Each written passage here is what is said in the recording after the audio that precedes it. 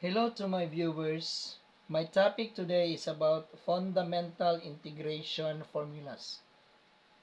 I wrote the fundamental integration formulas because this is a combination of trigonometric function and then logarithms. So I have the formula for logarithms.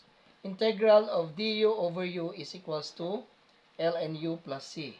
So I have here integral of cosine beta d beta over 2 plus 3 sine beta. So assume u will be 2 plus 3 sine beta. Then differentiate. Du is equals derivative of a constant is equal to 0.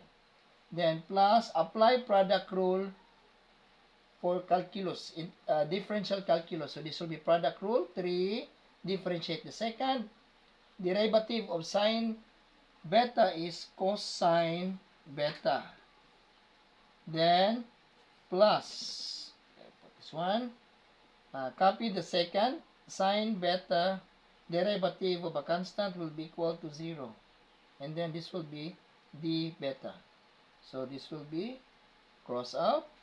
Then I have here 3 cosine beta, because this will be 0. So this will be d beta du. Then I need to divide 3 both sides. Cross out. So du over 3 is equal to cosine beta d beta. Okay?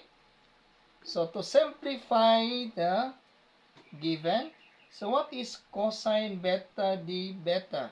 That is du over 3. Du over 3.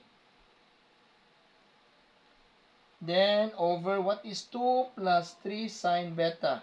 That is u. So this will be u. Then I need to put the integral. So as we know, we have to simplify this one. So this will be integral of, this will be over 1. Du over 3. Then change this one to multiplication from our basic algebra, laws of exponents. This will be upside down of u over 1 is 1 over u. Then I can take 1 over 3 integral of du over u. So 1/3. When we say du over u, this will be equal to ln u plus c. So 1/3